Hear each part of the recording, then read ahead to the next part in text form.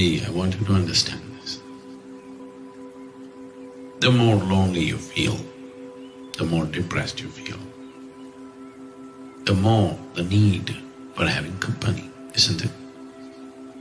The more joyful you become, the more exuberant you become, the less and less you need company. So when you're alone, if you feel lonely, that means obviously you're in bad company. If you were with a good person, why would you feel lonely?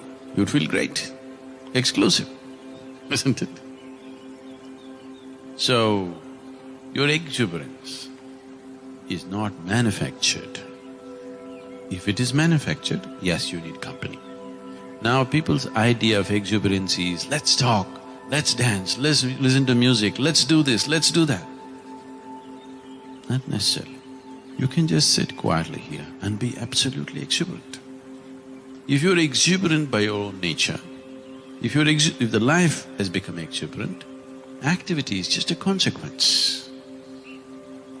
But if your life is not exuberant, you're trying to crank it up with activity, then activity is the means. So this is a big difference. Either you dance and arrive at a certain state of exuberance, or because you're exuberant and you cannot contain it, you dance. These are two different things. Either because you're happy, you burst out into laughter, or somebody told you every day in the morning if you laugh and laugh and laugh, one day you will become happy.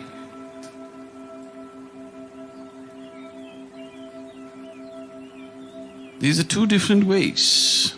Tell me, which way does life work? Look at everything around you. Which way is it working?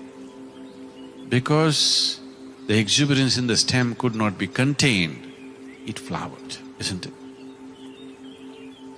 This is the way life should happen. If you try to do the other way, then it's going to be a very hard life. The hardest life in the world is to be constantly putting yourself out into the world like you're joyful when you're not. That is the hardest thing to do in life.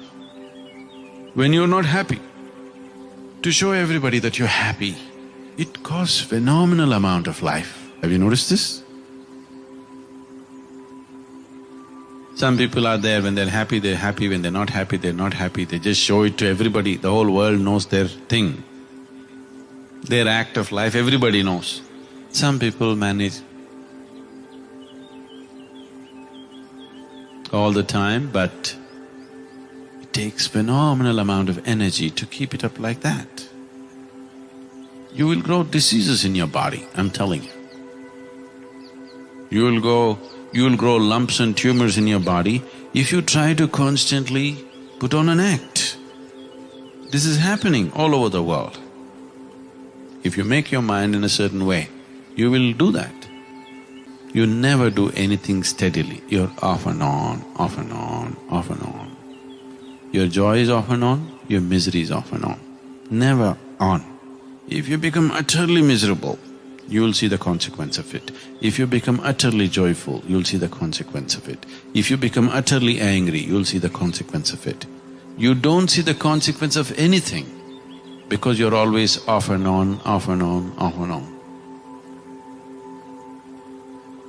People ask me, Sadhguru, what kind of attitude and emotion? I said, damn thing, any damn thing is okay.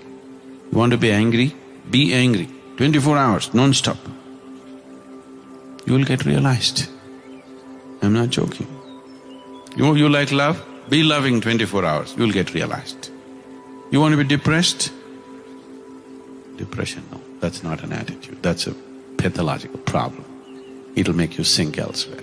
Anything else, just keep it on for 24 hours, you will come to a certain realization. That's all it takes. You keep changing the direction and the course of your journey, how will you go anywhere? You'll end up in circles.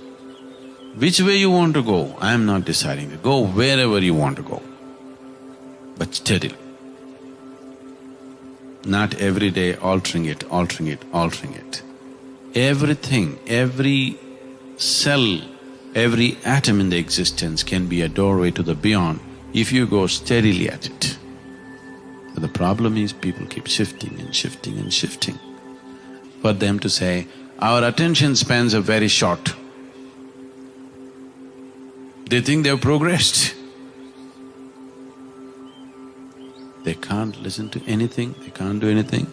All discussions about the future media, and that's the biggest problem with today's world, like never before.